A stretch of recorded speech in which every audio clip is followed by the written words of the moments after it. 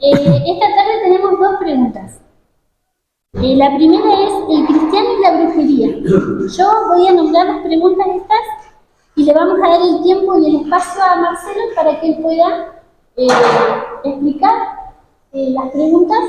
Si ustedes en algún momento que quieran preguntar algo, pueden hacerlo, pero esperan después que él termine una parte, que sería la primera pregunta, y después la segunda también pueden hacer si tienen alguna duda o quieran comentar algo. ¿Bien? ¿Trajeron sus Biblias? ¿Un anotador? Perfecto. Bien. Marcelo, la primera pregunta, el cristiano y la brujería. ¿Sí? Sí. Esa va a ser la primera. Y la segunda, queremos corregir algo en esta segunda. Nosotros pusimos los santos que resucitaron con Jesús. Sí. La corrección sería los santos. Yo no sé si es la palabra correcta, o si no las personas que resucitaron con Jesús. ¿Sí? Así que vamos a darle el espacio a Marcelo. Bueno. Puede tranquilo explicarlas. Con atención vamos a escuchar y vayan anotando todas las dudas o las cosas que quieran preguntar después. ¿Sí? Marcelo, todo el tiempo es suyo. Muchas gracias. Bueno, nuevamente muchas gracias, Hernán, por la invitación. Gracias a todos los hermanos. Yo voy a estar, no me voy a mover mucho de aquí, pero sí voy a estar sentándome y parándome, un poquito así para ser más dinámico. Y la verdad es que no va a ser necesario que esperen que yo termine la serie de respuestas. Ustedes pueden levantar la mano si hay algún interés en particular mientras vamos hablando. Eso sería lo ideal. En realidad es una temática que está basada en una pregunta inicial y vamos a decir enseguida por qué. Estos programas están inspirados en los programas que tiene el ministerio que tiene el Pastor Bor. Así fue lo que se me explicó y lo que se me envió. Así que, porque si no esto sería un plagio, así que explico bien que viene de ahí. Y yo tomé esas preguntas y con la palabra de Dios, con la Biblia, vamos a tratar de responder. De manera que si despierta un interés particular o alguna duda en particular, sería extraordinario que ustedes levantan la mano y preguntan. ¿Está bien? Bueno, como bien nos dijo Betty, la temática es sobre hechicería. Y la primera pregunta que me pareció muy interesante, que me enviaron de aquí para hacer, es así.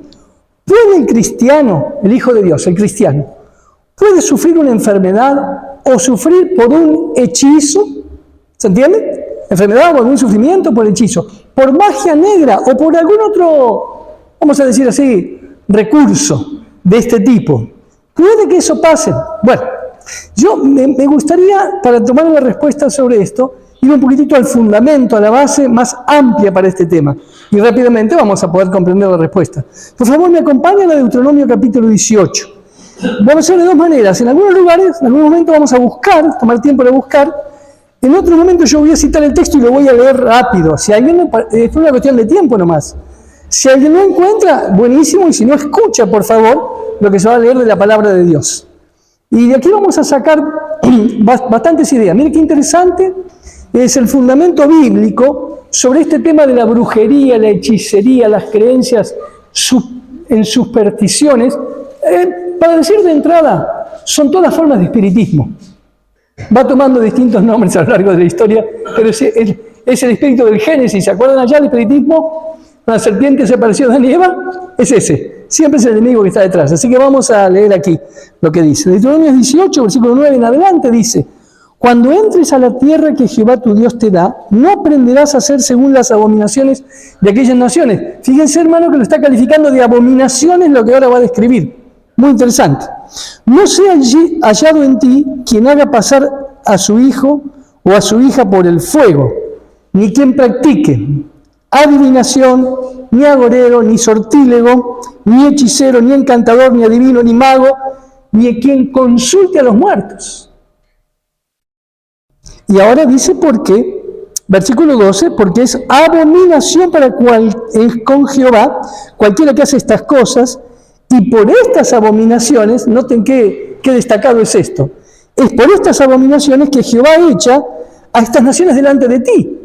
Es decir, vas a ocupar un lugar que los estoy sacando después de haberle dado siglos de, bueno, ahora no nos vamos a meter en eso, pero ya en Abraham estaba anunciado, más de 400 años esperó Dios, así que ustedes no hagan lo mismo, ¿verdad? Y entonces hay un pedido hermosísimo de parte de Dios en el versículo 13, perfecto serás delante de Jehová tu Dios. Y el versículo 14, que termina la respuesta, dice, porque estas naciones que vas a heredar, agoreros y adivinos oyen, mas a ti no te lo ha permitido Jehová tu Dios. ¿Qué es una pregunta, hermanos, aquí? Creo que la respuesta está clara, ¿verdad? ¿Cómo la Biblia, la palabra de Dios, califica estas prácticas?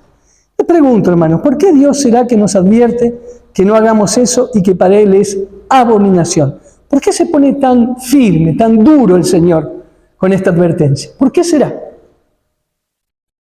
¿Qué nos pasa cuando practicamos estas cosas? ¿En campo de quién entramos? Están diciendo bien, en campo de Satanás. Miren, toda la dureza, cuando ustedes vean en la Biblia, la firmeza y los juicios de Dios, recuerden siempre que son expresión del mismo carácter de Dios, es amor. ¿Verdad que el amor tiene estas dimensiones, que es la misericordia y la justicia? Pero es amor. Dios nos ama tanto, nos cuida tanto, que dice, Marcelo, si entras acá, el enemigo te destruye. Así que yo abomino eso, te amo suficiente, no quiero que te pase eso. ¿Está bien? No es un enojo de alguien que dice, esta parte no y esta parte sí. Es una advertencia seria, porque Dios sabe en qué entramos. Y estaría bueno que lo tengamos en cuenta, ¿verdad? ¿Ok?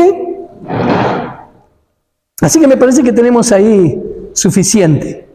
¿Y qué puede quedar? Ahora viene la parte específica. ¿Puede quedar un cristiano bajo este poder? Bajo el poder de un hechizo, de un trabajo que le hacen, como se escucha por ahí, de un ritual, ¿puede quedar? Bueno, de una macumba, muy bien, hermano, perfecto, pueden aportar en eso, no hay problema, ¿eh? La respuesta es una, pero yo quiero tomar dos dimensiones. Porque con la palabra cristiano está un poquito amplia, ¿verdad? Si la tomamos meramente como un conocimiento, como alguien que dice, yo creo, sí, esa persona puede quedar bajo el poder del enemigo. Ahora, si es un cristiano de verdad, como la Biblia lo define, una persona entregada a Cristo, que todos los días busca tener comunión con Él, me refiero a eso, ¿verdad? Alguien que lucha para estar cerca del Señor. Alguien que de verdad está entregado a Cristo. ¿Puede esa persona sufrir un hechizo del enemigo? No, no puede, hermanos. Eso es imposible. Si está en Cristo, no. Vamos a leerlo en la Biblia, porque yo lo afirmo, pero mejor que les dé los argumentos, ¿verdad?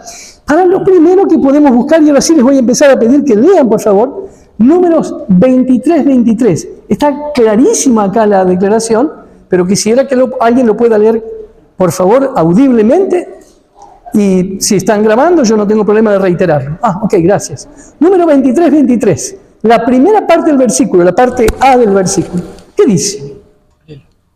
Contra Jacob no hay agüero, ni adivinación contra Israel. ¿Qué les parece? Contra Jacob no hay agüero, ni adivinación contra Israel. ¿Se entiende de qué está hablando? Está hablando del pueblo de Dios, de los hijos de Dios, de aquellos que viven en Dios. ¿Qué dice? No hay. No hay agüero, no hay adivinación. No hay hechicería contra ellos, ¿está bien? ¿Quieren por favor buscar Primera de Juan 3:8? Ahora sí, alguien que lo pueda leer. Primera de Juan 3:8. Muchas gracias, ahí te van a alcanzar el micrófono. Primera de Juan 3:8 dice, sí. El que practica el pecado es del diablo, porque el diablo peca desde el principio. Para esto apareció el Hijo de Dios, para deshacer las obras del diablo. ¿Le pueden hacer un trabajo a usted? Sí, se lo pueden hacer. ¿Qué resultado va a tener? ¿Qué dice ahí? Para esto apareció el Hijo de Dios. ¿Para qué? Para deshacer las obras del diablo. ¿Cuál es la condición? Presten atención a lo que dice al principio. El que practica el pecado. Después van a ver por qué tiene un peso importantísimo. Pero quiero continuar un poquito más con la respuesta. Ahora sí, vamos a Ezequiel, capítulo 13, y miren ustedes el versículo 18 y el 20. ¿Quién quiere leer Ezequiel, capítulo 13, versículo 18? Ezequiel 13, 18. Y sí, así ha dicho Jehová el Señor. Gracias. Y di, así ha dicho el Señor, hay de aquellas que cosen y vendan mágicas para todas las manos y hacen velos mágicos para la cabeza de toda edad, para cazar las almas. ¿Habéis de cazar las almas de mi pueblo para mantener así vuestra propia vida? Versículo 20. Por tanto, así ha dicho Jehová el Señor: He aquí yo estoy contra vuestras vendas mágicas con que cazáis las almas al vuelo. Yo las libraré de vuestras manos y soltaré para que vuelen como aves las almas que vosotras cazáis volando. Miren el versículo 21, hermanos. Miren el versículo 21. Rescataré a mi pueblo de estos sortilegios, para que dejen de ser presas en sus manos. Así sabrán que yo soy el Señor. ¿Qué les parece? ¿Tenemos defensa según la palabra de Dios contra eso? Por supuesto.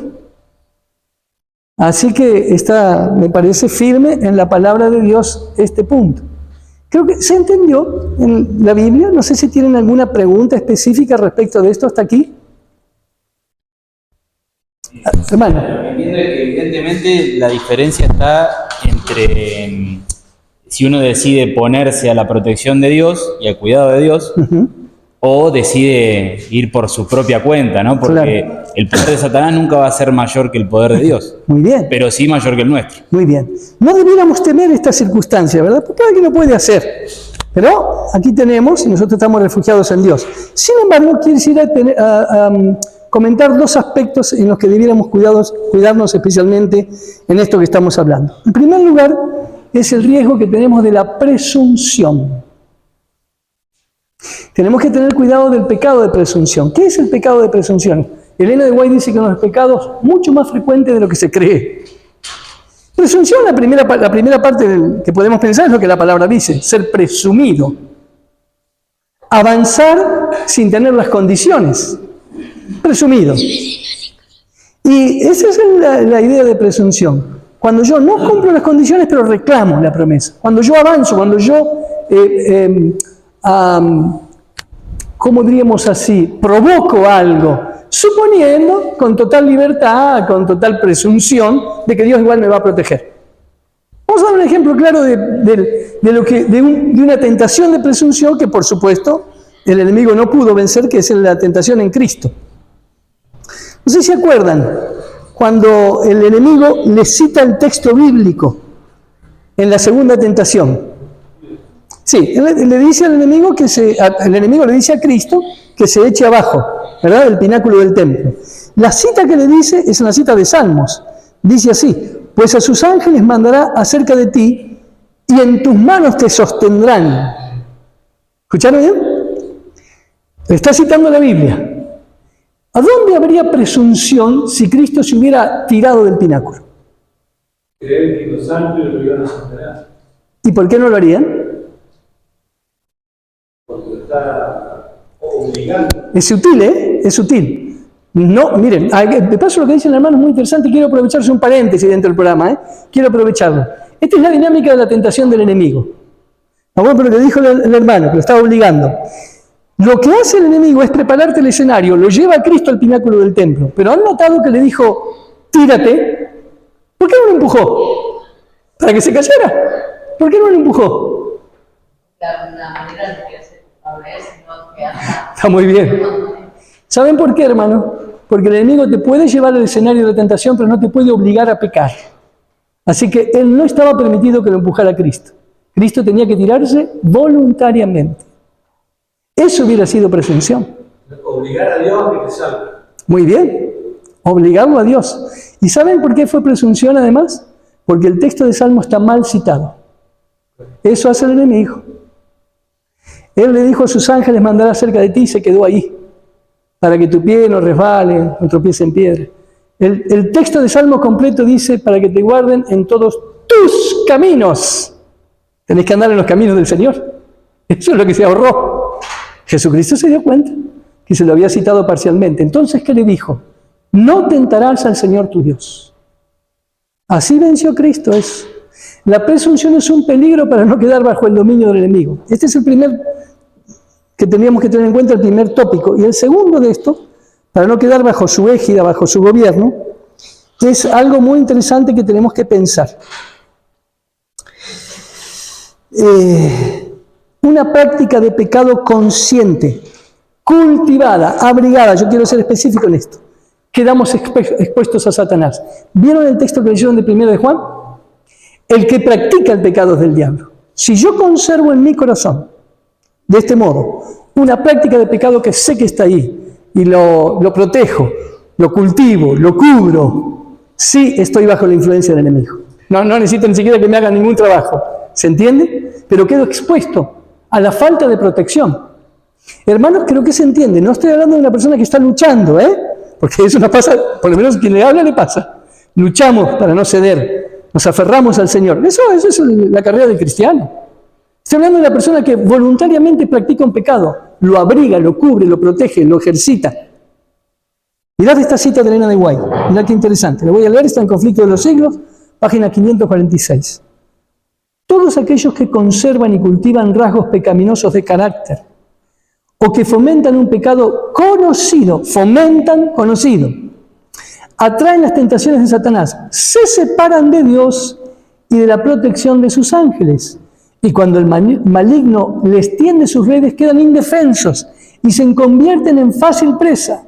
Los que de tal suerte se abandonan al poder satánico no comprenden hasta dónde los llevará su conducta, pero después de haberlos subyugado por completo, el tentador los empleará como agentes para empujar a otros a la ruina. Firme, ¿no? La advertencia. Es una invitación preciosa a que con el poder del Señor podamos tener victorias en esta lucha. ¿Qué les parece? Interesante. Por favor. La cita. Conflicto de los Siglos, página 546. 546. Sí, Conflicto de los Siglos. Muy bien. Quiero abordar un puntito más aquí. Es un poquitito abundar en algo, pero para que no quede en esto, por si nos pasa esto. ¿Qué pasa con el temor que podemos tener si alguna vez, por error o por falta de luz, hemos estado en estas artes o hemos ido en búsqueda de esta gente, de consultar? Los inmensos abanicos que hay, ¿no? Vamos a hacerlo un poquito más folclórico, más nuestro, más de nuestro contexto. Curanderos, personas que tiran las cartas, que leen las manos. Pueden seguir dando algunos ejemplos. Qué bueno, hermano, yo todavía no lo quería decir, pero muy bien. Dijo la lectura del horóscopo. Prestad atención. No hay ahora lo que voy a decir condena. Es una búsqueda de solución. Así que mire, ¿qué pasa si alguna vez hemos caído en esto? Isaías 44, 25. Yo voy a leer desde aquí. Dice: deshago las señales de los adivinos y enloquezco a los agoreros, que hago volver atrás a los sabios y desvanezco su sabiduría. ¿Hay protección en Dios? Jeremías, capítulo 10. Yo voy a leer el versículo 1 en adelante, prestad atención porque es muy interesante. Así dice el Señor. Miren, Jeremías 10. ¿Están conmigo? Voy un ratito para que lo podamos buscar. Jeremías 10, versículo 1, dice. Esta es una enseñanza para no tenerles miedos. Escucha, pueblo de Israel, la palabra del Señor. Ahora estoy leyendo de la versión internacional. Dice así: no aprendan ustedes las conductas de las naciones, ni se aterroricen, no tengan temor ante las señales del cielo. ¿Cuáles son las señales del cielo, hermano? Estos son los astrólogos. Estos son los que estudian los astros para adivinarte lo que te va a pasar. ¿Está bien? No tengan miedo. Las costumbres de los pueblos, dice aquí Jeremías, no tienen ningún valor. Cortan un tronco del bosque y un artífice lo labra con un cincel, lo adornan con oro y plata, lo afirman con clavos y martillo para que no se tambalee. Sus ídolos no pueden hablar. Parecen espantapájaros en un campo sembrado de melones. Tienen que ser transportados porque no pueden caminar. No le tengan miedo, que ningún mal pueden hacerle, ni tampoco ningún bien. Esto es muy interesante. ¿Qué pasa si te hacen un muñequito, si te hacen esto, si te hacen un ídolo con tu nombre? ¿Qué dice aquí Jeremías? No pueden hacerte nada. Ya vimos la condición anterior, pero no pueden hacerte nada. No deberíamos tener ese temor. No necesitamos vivir con ese temor. No porque haya alguna fuerza particular en nosotros, que no podríamos nunca enfrentar al enemigo, pero sí el Cristo lo enfrentó y lo derrotó, allá en el cielo, después en la tierra, y todos los que son sus hijos que se unen al poder de Cristo. Efesios 6, por lo demás, hermanos, fortaleceos en el Señor y en el poder de su fuerza, para que podáis estar firmes contra las acechanzas del diablo. Versículo 10 y 11. ¿Qué les parece esto? Hermanos, tenemos esa protección en Cristo. Por favor. Me acuerdo hace un tiempo atrás, en el 2012 creo que era, había mucho temor o la gente estaba preocupada por una predicción de los mayas. Sí, muy bien. ¿Sí? Es verdad. Y hasta llegaron a hacer películas de eso. Pero bueno, hay respuesta en esto que estamos viendo acá, ¿no? No temas a las adivinaciones y las costumbres que tienen las naciones paganas también. Muy bien. Y aunque ahora todavía estamos tratando de terminar la respuesta, pero como le dijo el hermano, acá lo quiero señalar, ¿se acuerdan al principio cuando leímos en Deuteronomio 18? Que no hagamos ninguna práctica de las naciones, que ellos son los que hacen todo esto. ¿Saben cómo sigue el versículo? El que siguiente. Jehová te ha provisto de profetas, dice. No necesitamos adivinos de ningún tipo, porque nosotros tenemos.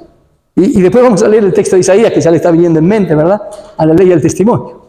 Así que ese es nuestro refugio. En Cristo y en la palabra de Dios. No tenemos que temer ahí. Ahora, ¿qué pasa cuando alguien contrata y paga a alguien para que nos haga un trabajo semejante? En la Biblia hay casos. Miren, vamos a pensar un poquito juntos. ¿Se acuerdan del rey Balac?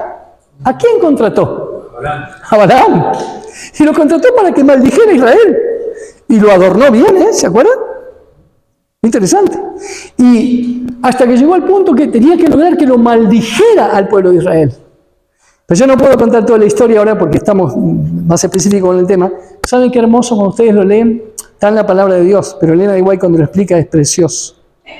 Ella dice que Balaam no pudo hacer nada mientras el pueblo de Dios se mantuvo fiel. Y sabe que Balac y Balaam lamentablemente tuvieron una estrategia. No voy a contar los detalles. Pero se trató de la sensualidad. Y después Israel cae en esa sensualidad, en pecado abierto delante de Dios y pierde la protección de Dios. En esa ocasión. Ahora, miren cuando alguien contrata. Por eso, permanecer en el Señor. Miren cuando alguien contrata, fíjense lo que va a declarar Dios mismo en Deuteronomio 23, capítulo 4 y 5. Si alguien lo tiene, por favor lo puede leer. Así, un poquito más dinámico. Deuteronomio 23, versículo 4 y 5. Miren lo que Dios declara de esa maldición de Balaam.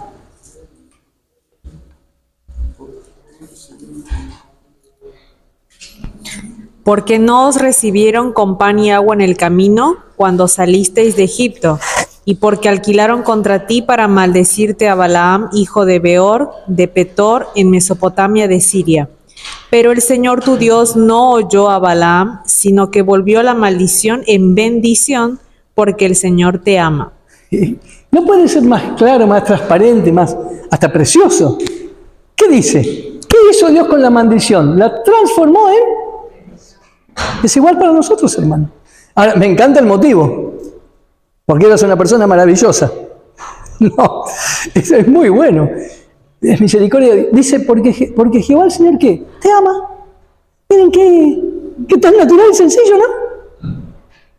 Así que vivamos bajo esa protección de Dios, hermano, del amor de Dios. Él lo transforma. Aún la maldición la transforma en bendición. Muy bien. Por supuesto que las supersticiones y cualquier forma de ellas no tiene, bueno, ya nos damos cuenta, no son aceptadas por el Señor. Y ustedes supongo que estamos recordando que las maneras supersticiosas, espiritistas, todas estas prácticas cambian de acuerdo a la época, a la cultura, aunque siempre tienen el mismo origen, pero se van modificando. Tal vez hoy no caeríamos en algunas formas que consideramos burdas, al menos en nuestro ambiente social, que consideramos burdas, pero hay otras un poquitito más sutiles que creo que podríamos tener en cuenta. A ver, ¿quieren leer el versículo clave? Isaías capítulo 8, les va a gustar esto, versículo 19 y 20. Ahí estamos en el corazón de la temática que estamos tratando. ¿Qué dice Isaías capítulo 8, versículos 19 y 20. A ver. ¿Alguien que lo lea? Si no lo leemos de aquí. Cuando os digan que consultéis a los medium y espiritistas que susurran y cuchichean, responded, ¿no consultarán el pueblo a su Dios? ¿Por qué consultarán a los muertos por los vivos? A la ley y al testimonio, si no hablan conforme a esto, es porque no les han amanecido. ¡Jo! A la ley y al principio plantea el problema, ¿no? Van a consultar a los muertos por los vivos, van a ir a los medios, a los espiritistas. Ustedes no necesitan hacer eso, dice. Ustedes tienen que consultar ¿dónde? ¿Qué dice? A la ley y al testimonio. Si no dicen conforme a eso, no les va a amanecer, no les ha amanecido. ¿Qué significa eso de la ley y el testimonio? Escuchemos un poquito.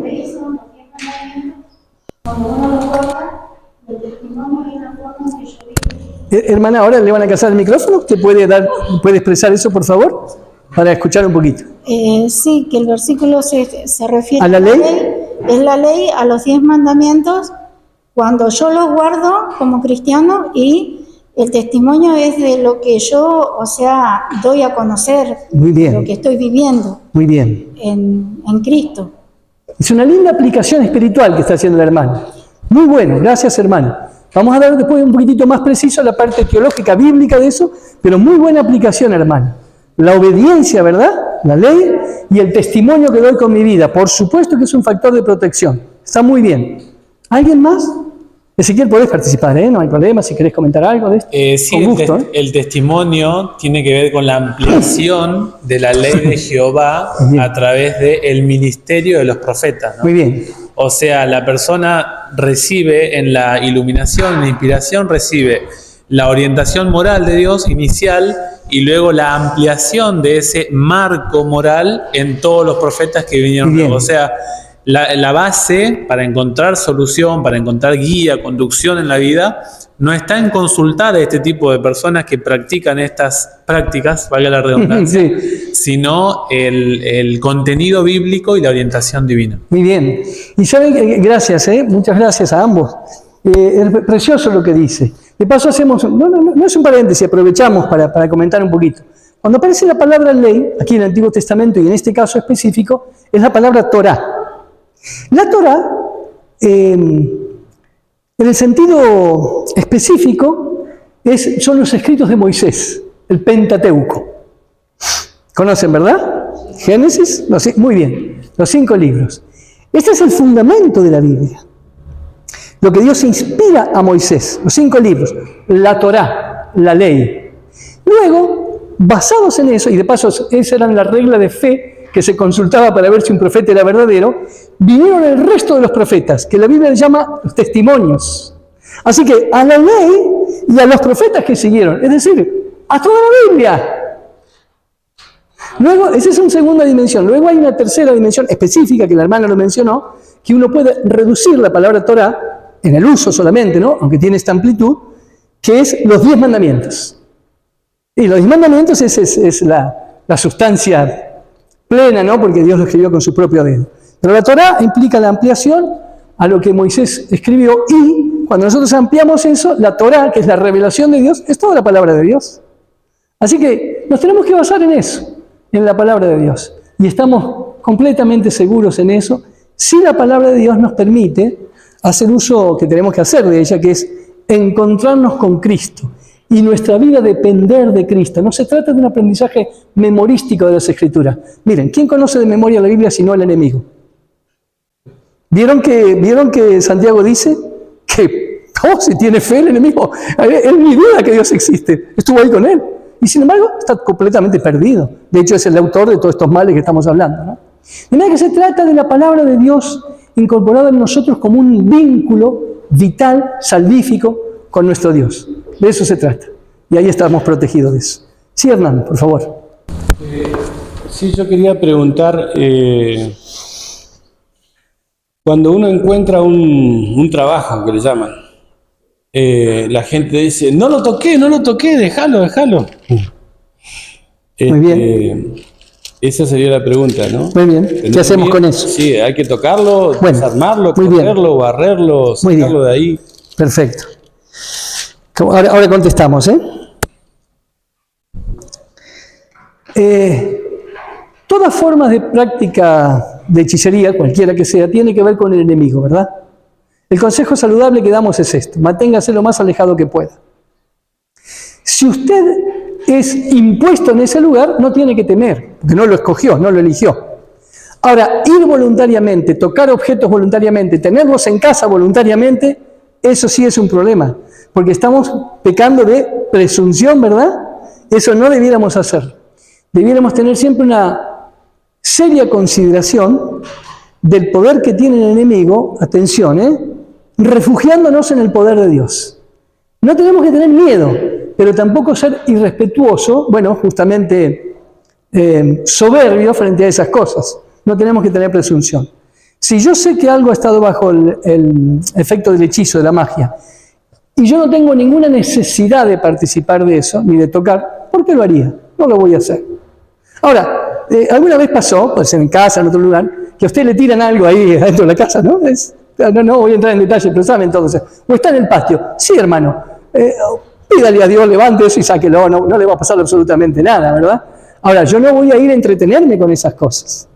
Y ya que estaban diciendo esto de la lectura del horóscopo, ¿verdad? Que hoy que es una cosa muy, muy cultural, muy frecuente entre nosotros.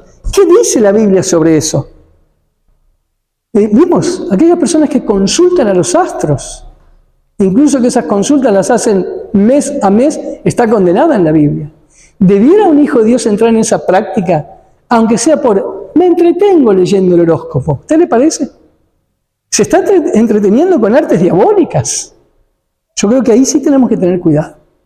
Hernán, no sé si la pregunta está contestada. Está contestada, Sí. solamente que acá en Los Santos uno se encuentra cada 2 por 3 con Sí. cosas. Sí, ahora en muchos lugares.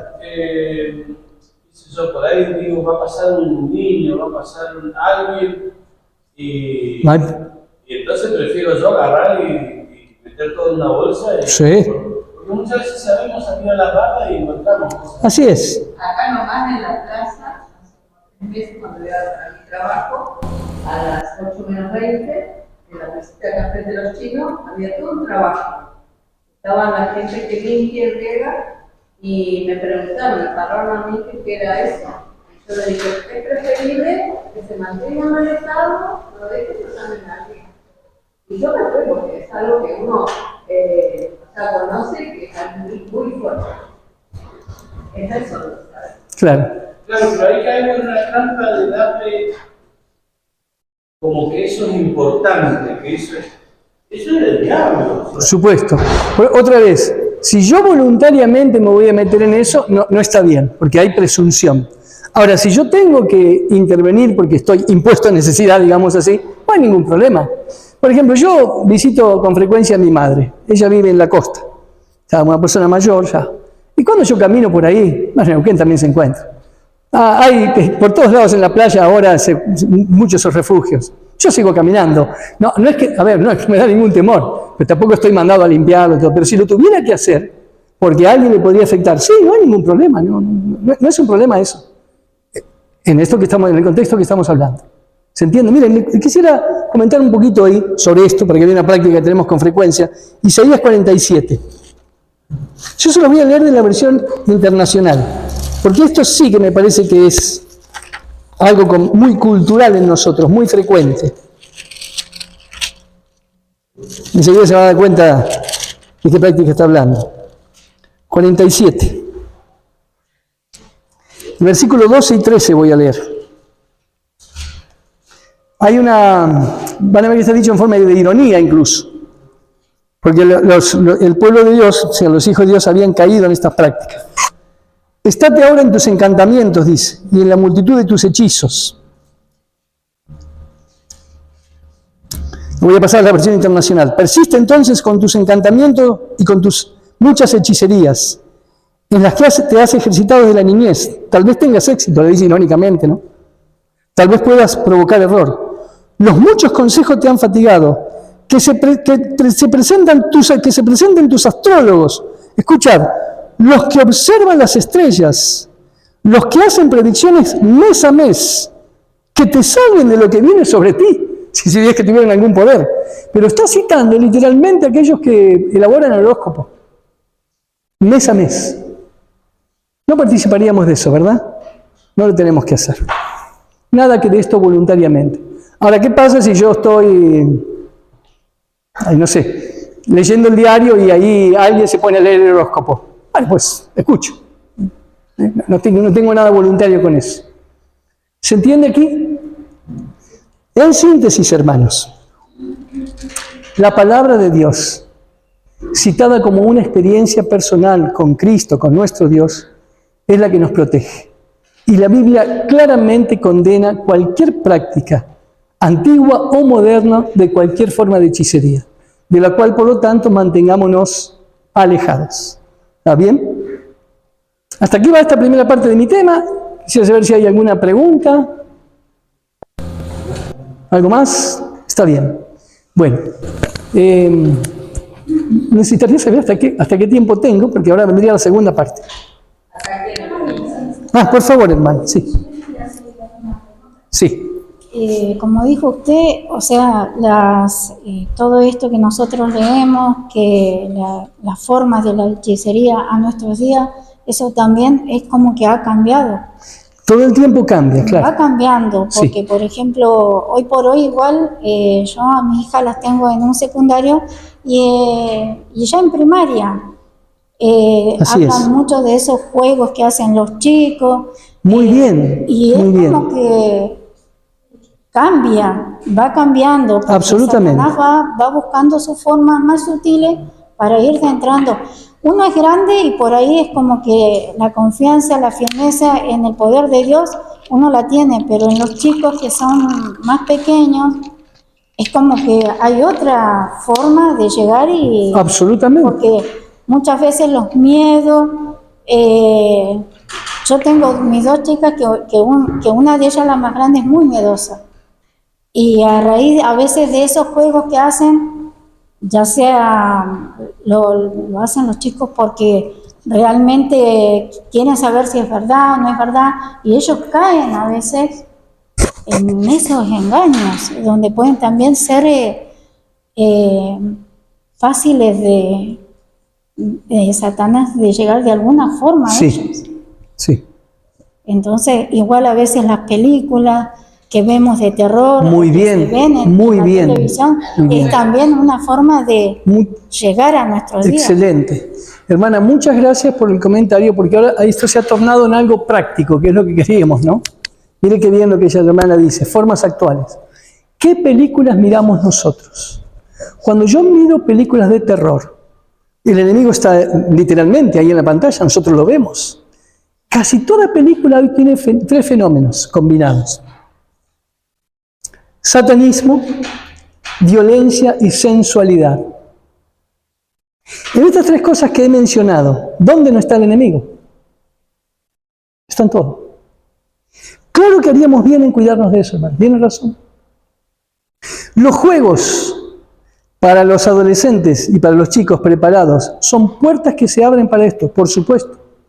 A Ouija, la de la copa, todos saben de qué hablo. ¿Debería un hijo de Dios entrar en esto? La hermana, por supuesto que no. La hermana nos está diciendo, a veces los niños inocentemente, o como le pasa a ellos y a los adultos, por curiosidad. Ahora bien, recuerden la parte de lo que Dios lee el corazón y recuerden lo que dijo Primera de Juan, ¿verdad? Para esto apareció el Hijo de Dios, para deshacer las obras del diablo. Perdón, quisiera terminar con esto.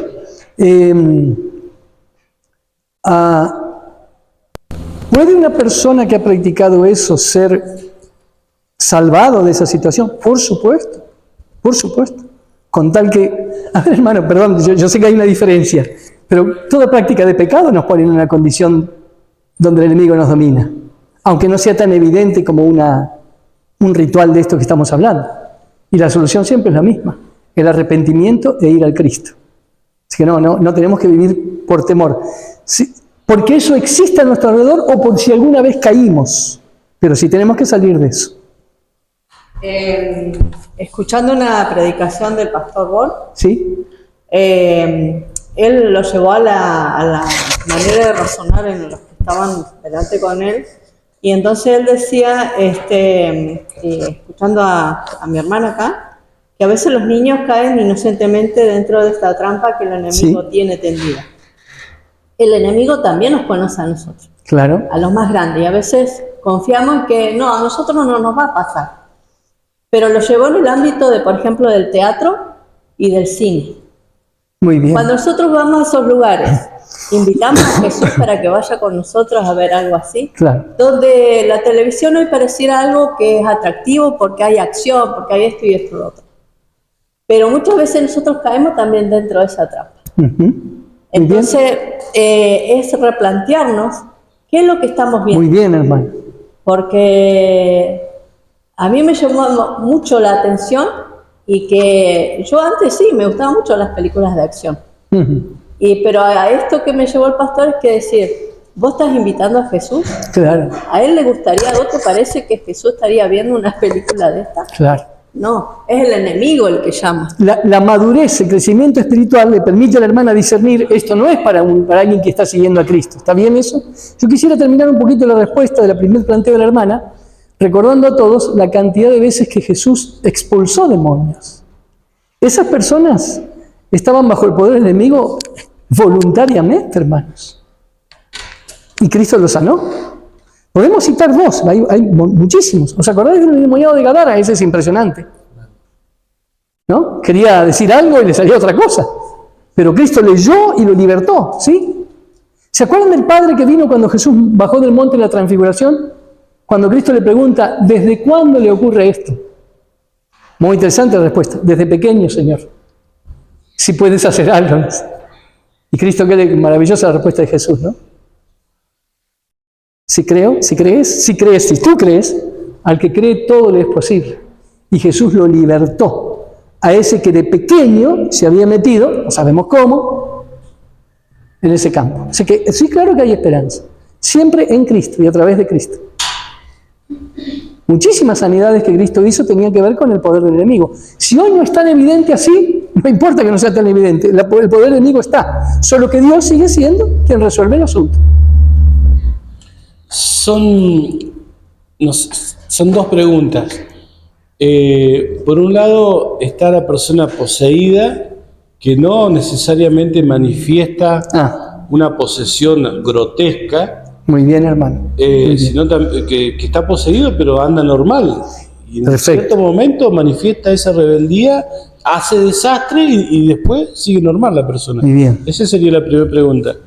La segunda, las iglesias evangélicas, que les cae el espíritu y son poseídos por el espíritu. Bien. ¿Cómo sería en el caso nuestro, como adventista, si un día visitamos una iglesia porque fuimos invitados, porque esto, porque el otro, no sé si justo cae el espíritu o anda al lado nuestro, y que eso no es de Dios? Entonces, ahí, ¿cómo es el tema ese? Bueno, muy bien. Les voy a pedir que me ayuden un poquito en la respuesta. Voy a empezar con la primera. ¿Está bien? Porque y voy a tomar el tiempo, si ustedes quieren, aunque no podamos hacer la segunda parte, porque es muy importante lo que acaba de plantear. Bien, vamos con lo primero.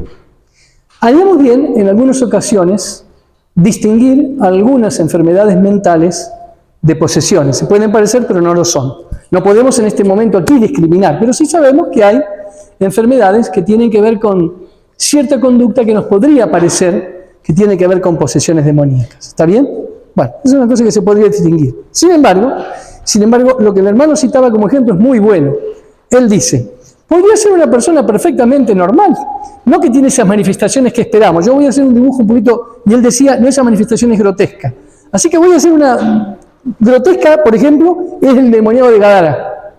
Cadenas, sacaba espuma por la boca, ¿no? Una cosa terrible, rompía su cadena. Bueno, ya saben, viviendo en el sepulcro, era muy manifiesto. ¿Hay posesiones demoníacas en personas de saco y corbata? Sí, las hay. Sí. Yo no estoy, espero que ninguno de nosotros, Dios nos da la capacidad de juzgar eso, salvo que haya manifestación. Sí las hay. Personas que participan de ritos y de cultos directamente satánicos, diabólicos, son personas, muchos de ellos de traje y corbata, e incluso muy eminentes en la sociedad, no entremos en detalle. Pero hay mucho de eso. Y aquí eso no es lo que hace eso la distinción.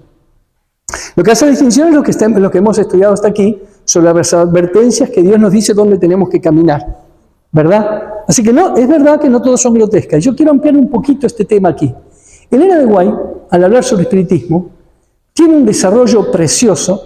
Ella dice que el enemigo no solamente se ha manifestado en distintas épocas, de distintos modos, sino que en el momento presente, es decir, contemporáneo, en este momento con nosotros, tiene modos, el espiritismo, de ejercitarse adaptado a las distintas mentes y clases sociales.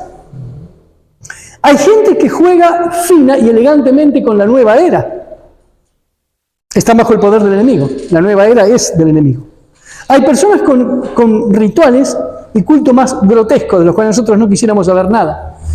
Incluso de prácticas muy obscenas, de las cuales hasta nos repugnarían. Pero hay otras más finas y elaboradas. El enemigo elabora para personas y para grupos sociales el mismo trabajo de espiritismo con distintos nombres. Así que el aspecto externo no es la garantía. ¿Se entiende? Y la verdad es que el espiritismo atraviesa todos nosotros, atraviesa todo en la sociedad, para hacerlo bien amplio. De manera que más que nunca deberíamos refugiarnos en estos textos que tenemos. Debemos vivir libres de temor. Lo que sí tenemos que tener es el otro temor, el temor a Dios, que nos va a llevar a estar libre de esto. ¿Se entiende? El temor reverente, el temor que tiene que ver con el reconocimiento del amor de Dios, que nos lleva a la obediencia, a estar en sus caminos guiados por la palabra de Dios. De eso se trata. En la primera parte, no sé, la segunda pregunta, hermanos, ¿había algo? Sí, por los cultos de algunas iglesias, vamos a llamarle así, donde aparecen manifestaciones que ellos llaman del Espíritu. ¿Está bien? Pero no lo son. Son del enemigo. Otra vez, el mismo planteo de mi respuesta. Si yo voy en búsqueda de eso, me pongo bajo la influencia. Ahora, si yo por una circunstancia no buscada, no exprofesa, no a propósito, el Señor me va a proteger. Propongo orar en esas circunstancias de manera muy especial, muy particular, pero sí estoy protegido. Claro que no son manifestaciones del Espíritu Santo, sencillamente porque la palabra de Dios nos aclara cuando es a la ley y al testimonio o cuando no lo es. Y además, por las evidentes manifestaciones externas que suelen ocurrir en esos momentos. Así que esa es la respuesta. Hasta aquí. ¿Hay alguien más que quiera contestar esto? Con gusto. Ezequiel. No, también es importante entender, con la pregunta de Hernán, es que el Espíritu Santo, la Biblia dice, hágase todo decentemente y con orden. El Espíritu Santo tiene una forma muy sensible de hablar, correcto, muy racional, sí, muy ordenada, muy direccionada. El Espíritu Santo no trabaja en una forma violenta, abrupta, interrumpiendo tu libre albedrío, tu voluntad, el manejo de tu cuerpo, el manejo de tu voz. El Espíritu Santo trabaja de una forma respetuosa, organizando tus pensamientos y elevándotelos a Dios. El Espíritu Santo siempre cuando trabaja te mejora tus capacidades, mejora tus cualidades, potencia tus habilidades. Así es. El Espíritu Santo jamás se manifiesta de esa forma, ¿no? Claro. Habría que averiguar ahora, a la pregunta de Hernán, cómo es que trabaja el Espíritu Santo según la Biblia, ¿no? Claro. A mí me pasó que yo fui cortando, que la pastora me citó a la hora del culto. Muy bien, ahí está. Me estaba cortando, no fui a llevarme el material. Muy bien. Y resulta que empezó al culto y empezó a voltear personas. ¿Sí? Y se venía acercando donde estaba yo y yo empecé a orar. Y cuando llegó a donde estaba yo, me puso la mano en la nuca y yo empecé a sentir calor. Claro. Pero no me tocó acá, lejito así. Yo empecé a sentir calor y empecé a orar y orar. Y le digo, Dios mío, yo no vine acá porque yo quise, yo vine porque usted me mandó. Bueno. Y bueno, no me tiró. Muy bueno, hermano, que usted hizo la pregunta para que todos entendamos, pero la respuesta es tácita, ¿verdad? Él la tenía. Y esa es la respuesta, hermano. Él no fue voluntariamente, fue y hizo esto que tenemos que hacer. Cuando estamos en circunstancias así, depender del Señor. Y entonces el Señor, por supuesto, nos cuida. Ahora, si uno va por divertimento, buscando eso, sabemos que estamos en la presunción. Ahí estamos en otro papel. Voy a insistir otra vez, no tenemos que tener temor, pero sí un cuidado reverente frente a estas cosas, ¿verdad? El único temor que tenemos que tener, Camino a Cristo lo dice tan sencillo en el White, el único temor nuestro que debemos tener es no separarnos de Cristo. Porque sobre eso siempre tenemos oportunidad de hacerlo, dice ella. Ya está, porque muy bien lo que decía Ezequiel, Dios nunca, jamás, no importa en qué te encuentres, Él jamás te va a anular tu voluntad, que sí lo hace el demonio. Así que, haciendo uso de tu voluntad, lo que haces es decidir permanecer en Cristo. Y el Señor te cuida, te protege, nada que temer de eso. Si una persona que practica eso hace trabajos y Sí. todo, y otra persona está orando por ella, Sí. por la oración intercesora, ¿Dios puede ayudarla en que deje todo eso, o es porque la persona realmente no quiere buscar a Dios y siempre va a seguir con la misma maldad Muy que bien. tiene? A través de la oración intercesora, Sí. ¿podemos ayudar Sí. a alguien? Si interpreto bien la pregunta, es si la oración intercesora tiene poder frente a personas que practican esto, ¿verdad? Por supuesto, la respuesta para mí es sí. Siempre siga orando por esa persona, si alguien conoce y está interesado, siga encomendándolo a Dios. Otra vez, recordemos, hermanos, la cantidad de veces que Cristo, estando en este mundo, expulsó demonios de las personas. Él tiene poder para liberarlo. Y aunque no conocemos en detalle, una de las dimensiones que tiene la oración es abrir canales en ese conflicto que hay entre el bien y el mal, bastante, en buena parte revelado en la Biblia y en otra parte permanece en misterio, pero hay oportunidades que la oración promueve para que Dios intervenga. Por eso Dios nos pide orar intercesoramente. Así que claro que sí, hermano, está bien hacerlo. Hasta ahí. Sí, cuando alguien ora por otra persona, siempre prima la voluntad de la persona. Si la persona, por ejemplo, Judas estuvo todo el ministerio con Claro, Cristo. claro. O sea, pero llegó un momento en que la decisión de Judas dijo, no me interesa más. Y la Biblia dice que entró en Judas el diablo. Claro. ¿no? Es decir, cuando la persona llega a un límite de rechazo, la oración no avasalla la voluntad de la persona. No, nunca. Si la voluntad de la persona es ejercida en favor del diablo, nosotros, si vemos en el caso de Judas, murió. Pero si la persona falleció y ni nos enteramos, y después cuando venga Jesús nos enteramos que se perdió, vamos a saber que Dios respetó en primer lugar la voluntad, el ejercicio de elección de la persona antes que la oración intercesora. Siempre Dios pone en primer lugar lo que la persona elige. Así es. Y en esa elección hace la consecuencia. Muy bien. Y aunque no lo vamos a abordar acá, pero sería lindo que lo pongan en agenda, si a ustedes les parece bien alguna vez, tenemos que abordar el tema del libre albedrío. Puesto por Dios en personas racionales, inteligentes, que tienen la marca de Él, de su imagen. Quienes Él ha creado con la libertad moral de escoger. Ese principio atraviesa todo en la vida cristiana. El principio del mal en este mundo, estuvo en el cielo, tenía el mismo principio, la libertad. ¿Ustedes creen que Dios iba a querer que Lucifer cayera? ¿O que Adán y Eva pecaran? ¿Por qué no le cortó la manito ahí antes que tomara el fruto? Porque Dios hizo todo, le mandó a los ángeles, le dio explicaciones, hizo todo, pero ellos tenían la libertad de escoger, obedecer o no. Ese tema es un tema precioso, el tema del libre albedrío. Y cómo Dios, voy a usar la expresión de Elena de Guaye, se limita a sí mismo en su poder para respetar la voluntad de las criaturas que Él creó, de sus criaturas. Así que imaginaos esto, siempre, para esto que estamos hablando y para cualquier otra cosa. Nosotros oramos, Dios interviene, pero nunca violando el principio de libertad, de elección. Pues uno dice, ¿no? Yo estoy orando 20 años por mi hijo, no cambia. ¿Su hijo sigue teniendo libertad? Ahora, ¿qué es lo maravilloso de la elección intercesora? Que el Espíritu Santo sigue trabajando ahí. Yo no tengo, a mí no me ha sido dada, gracias a Dios, la clara evidencia para ver qué pasa ahí adentro. No lo sé, así que yo sigo orando. Y bueno, como decía recién Ezequiel, en la eternidad lo sabremos. Pero si la persona no se pone en un lugar donde ya rechazó la influencia del Espíritu Santo, él va a seguir trabajando. Y saben, ¿no? Dios sabe cómo trabajar, así que vuelve a traerlo. Es hermoso eso. Que confiemos en eso, para estos casos y para otros.